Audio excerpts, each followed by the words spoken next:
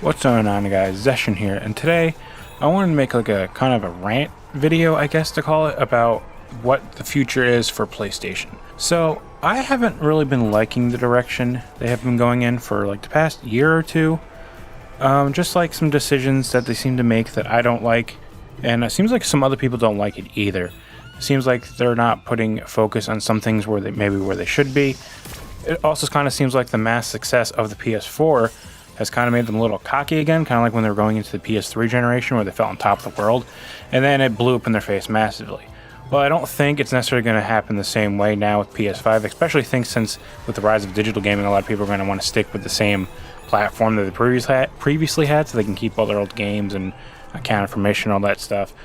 But, plenty of people will switch over to Xbox and vice versa, but that's just how things work every console generation. Now, what spurred this rant for today, it came out with these reports that I saw. I originally saw, I think, Destructoid. I first saw the article, then I saw other places like IGN and other websites reporting on it. Apparently, they're going to have Naughty Dog remake The Last of Us, the game that came out in 2013 and then was remastered in 2014. They're going to remake it. Not remastered, they're just going to completely remake it. But, they won't remake games from, the PS1 generation, but they'll remake PS3 games already. But, sure, whatever. But also, this came with a bunch of other stuff going on. And apparently, I can't remember the name of the studio, but there's like this secret studio that Sony has, and that their sole purpose is to help other studios finish up games. I guess they helped Naughty Dog finish up The Last of Us 2 during probably the last few months during development and stuff like that. And they want to get more recognition, so they want to start making their own games. And I guess they actually started out making The Last of Us 2, but Sony didn't trust them or something, so they took it away from them and gave it back to Naughty Dog. And then with all their news that came out also, I guess Bend Studio, who made Days Gone, they wanted to do a sequel, but I guess Sony denied it, and then they put them on making a new Uncharted game, but they didn't want to do that either, so they're doing their own new thing now, I guess a new IP or something. And then I guess there's still going to be the Uncharted game still in development. There's rumors because there's like a new team in Sony San Diego who's responsible for making the show. And I've been hearing this for a while, that they've been working on an Uncharted game.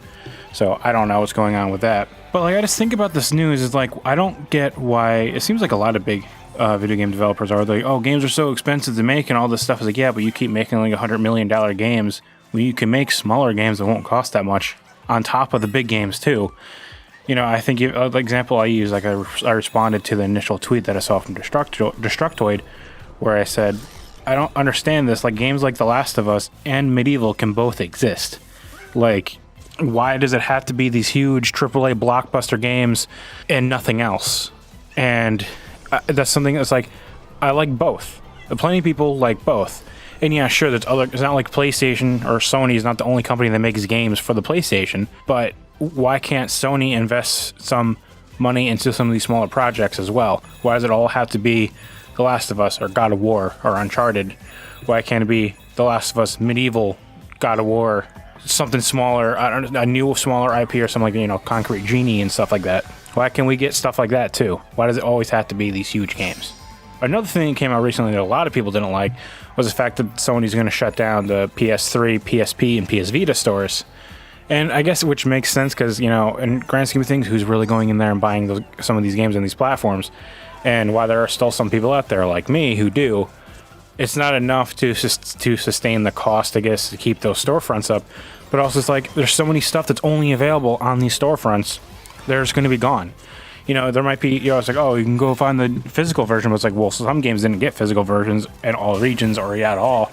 But also, some physical, Vita game stuff are super expensive now. Especially now with this announcement, now the prices for physical Vita games are skyrocketing, especially for bigger games like Uncharted or Killzone. So, I don't know, it's like a mixed bag. It's while I do get why they're doing this, but it's also well, can't you preserve the history of these games? And you look at, Xbox and how they're, backwards compatible with original Xbox 360 and Xbox One, all in the Xbox Series S. Yes, not every 360 or original Xbox game are compatible on the Series X or even Xbox One, but it's better than what Sony has going on. And then also there was a patent they announced that they said they're going to make it so you can possibly earn trophies on emulated games, so maybe they're working on some sort of emulation solution for backwards compatibility, which that would be cool, but I don't know what that means, because Sony patents stuff all the time that would never see the light of day. A lot of companies do that. But ultimately, I don't know what's going on. And like, yeah, I can see, you know, these huge, big AAA tentpole games that, you know, these flagship games, stuff like that, that they show, you show these off at press conferences and you're showing off in ads and all this stuff. Yeah, those are cool. But so is Medieval. So is Concrete Genie. I never beat that game, but I liked what I played of it.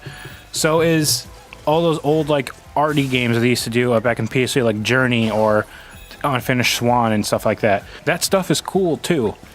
You know, it'd be nice to get, like I said, it'd be nice to get God of War and Medieval. I'd keep using Medieval as a reference because I really want them to remake Medieval 2, but it doesn't seem like they're going to do it at this point. But also, you know, and even, like, it'd be nice if they go back to some of their PS2 classes, like go back and remake the Jak and Daxter trilogy, or at least get, like, a new entry in some way, or bring back Sly Cooper. Also, it's like you can do this stuff and the big stuff too, and I don't necessarily understand why both can't exist. But that's just my opinion. Obviously, I don't work for Sony. I don't make these decisions. I don't know what it takes to run a company like Sony and run a brand like PlayStation. I don't think I'd want that stress. I can barely even run this YouTube channel. So I'm recording this part at a different day. I'm just going to splice it in here because I thought of some more things to say after I finished recording the first part of audio. But I was discussing this with some friends, and I thought of some things as I was talking about it that I wanted to bring up. So what it looks like it's doing with Sony, with, you know, they denied Days Gone 2. They were trying to make Ben work on an Uncharted game and all this stuff. So it seems like they're restricting the creative freedom of the first-party studios in a way that they want to crank out more big hits and more 9s and 10s. Sorry, that's my phone going off. Instead of risking getting a game that may be like a 7 or something like that, you know, they want to crank out more consistent 9s and 10s.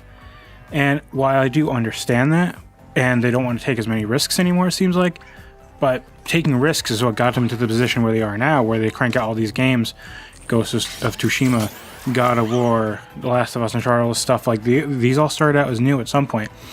These all started out because you let your devs do what they wanted to do at some point. But now it seems like they want them to continue doing what's working instead of trying something new. A good example I brought up is if Sony didn't let Guerrilla do what they wanted to do, we never would have gotten Horizon. We would be still getting Killzones, or maybe they would have shuttered the studio because maybe Killzone wouldn't, because I don't think Killzone's ever sold particularly well. So maybe Guerrilla would just went away completely and we wouldn't even have that studio anymore. So it seems like this is a weird decision to go in. And it seems like, because I didn't read the article, I just saw the headline, but based on what the headline said, it was an article by Jason Schreier, who I'm not the biggest fan of, because I'm not a big fan of his politics, but that's different. That's not really about what this video is about. But it seems like the first party devs and stuff, like the people actually work in the studios, might not be happy about some of these decisions either.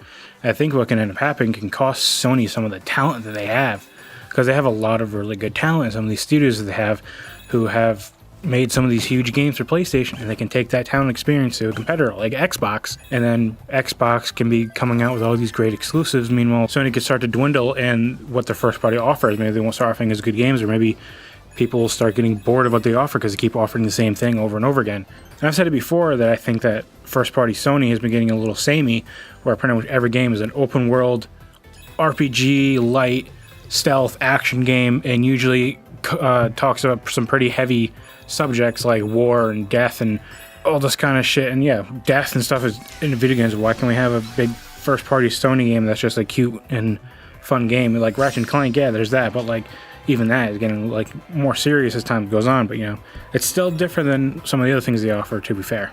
But I don't know. Well, I guess we'll just have to wait and see how the time comes, but it seems like the PlayStation 5 generation might be a little rough for Sony, but we'll just have to wait and see.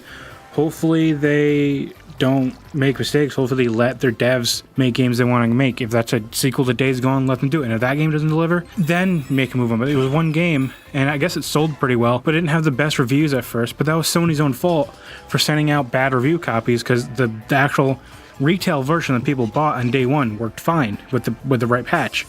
The review copies didn't have that patch, and the game wasn't running well. That's from what I heard. I've never played Days Gone, so I wouldn't know.